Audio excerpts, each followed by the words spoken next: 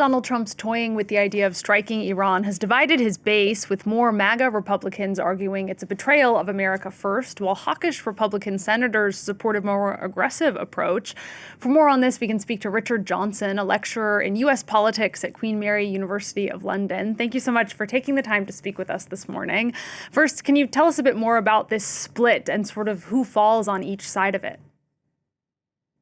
I think it's really important to see Donald Trump as a post-Iraq war president. In many ways, if Trump had not been as vocally opposed to the Iraq war when he ran for president in 2015, 2016, I'm not quite sure that he would have had quite the same level of cut-through with the Republican base, because what you'd seen in the previous decade, from say the mid-2000s to the mid-2010s, was that the grassroots of the Republican Party, the people who voted in primaries, had soured on American interventionism, whereas the Republican establishment had remained committed to this idea of the United States being this kind of leading figure in geopolitics. And Trump sided with the grassroots. And so that, in a way, has set the tone for both his first term and now his second term in terms of his own positioning. I think where we can probably divine where his own position is on this is that he certainly does not want to see United States troops on the ground. But I don't even think he has a particular appetite for getting overly involved. Also, the polling on this is very clear. Less than 20% of Republicans say that Trump should join Israel in its efforts against Iran. So where is the countervailing force? The countervailing force are Republican senators in particular, those sort of holdovers from the pre-Trump age, who are much more strongly, say, pro-Israel, and also still continue to view the United States as this indispensable actor on the world stage and want the US to be more proactive. So those are the tensions that Trump is facing. And given those tensions, what do you think Trump is more likely to do? I mean, he tends to be someone, right, who's more motivated by pleasing his base than by a couple Republican senators, right? Yes, I think that's a good instinct. I thought it was interesting that he apparently had Steve Bannon round to the White House for dinner last week. And Bannon has subsequently said that he and Trump talked about Iran. I think where he may end up, I mean, part of it will be dictated by events. Part of it will be dictated by the success of the Israeli military campaign, the success or lack thereof of the European negotiations. But I think one of the places where Trump could end up, which would try to placate both ends of this divide, is perhaps a serious bomb, this large mother of all bombs, 30,000-pound bomb being dropped on an Iranian facility at the end of the 2-week deadline, but not a overcommitment beyond something like that. I mean, I thought it was interesting. One of Trump's sort of MAGA supporters said that the MAGA people don't really care about dropping a few bombs. It's not that they're pacifists. What they don't want is American entanglement in the issue. And so I think that's, that he'll be pushed by others to go further, those who are sort of more supportive of Israel and wanting the United States to get more involved. But I think if he drops a few bombs but doesn't overly commit the United States beyond that, that may be the compromise position. But again, that's, a week and a half away before he makes that decision, and a lot can happen in the meantime. Are there other issues that divide Trump's Republican Party sort of along similar lines? I'm thinking of tariffs, which is something that I think also divided Republicans.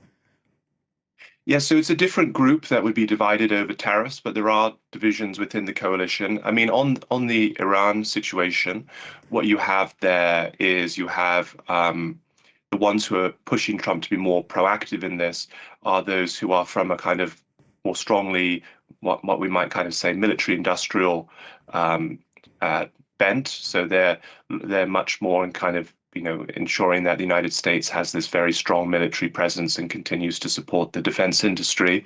You also have those who are more of that pro-Israel lobby. I don't mean that in a pejorative sense. I mean those who are much more supportive of Israel and want the United States to be in lockstep with Israel. And those are also a significant part of that, are the kind of the evangelical wing of the Republican Party.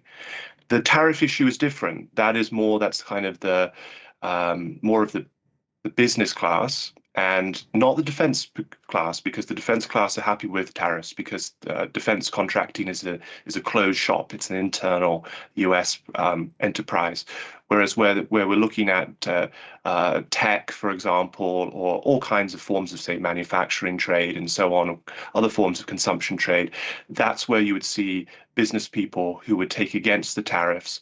Whereas the traditional kind of MAGA base, the Steve Bannon base, they're much more supportive of tariffs because they see it as a way of protecting American jobs and industry. So there are these tensions. And to be quite honest, I've often thought if the Democrats wanted to be smart in terms of trying to weaken Trump over the last decade, the way to do that is not to look at points which unify his base, like immigration, but to look at areas where there are these differences and fissures, because he is holding together a coalition. It sometimes may feel like everyone who votes for Donald Trump is on the same page, but actually when you dive down into it, you will see some differences of opinion, particularly I would say between kind of the primary voter base and the more traditional Republican base, the more traditional Republican establishment, which still does exist in a certain form, even if it's been transformed in some ways, in significant ways, in the last decade. And finally, just briefly, what are we hearing from Democrats about a possible intervention in Iran? Well, you have on the Democratic side its own divisions, because you have a significant and growing, I think, grassroots in the Democratic Party that is much more skeptical of Israel than the party used to be. You also have a significant element of the Democratic Party in roots that go right back to 20 years ago with the Iraq War, which are just generally very, very allergic to American military interventionism, much more kind of pro seeking diplomatic resolution.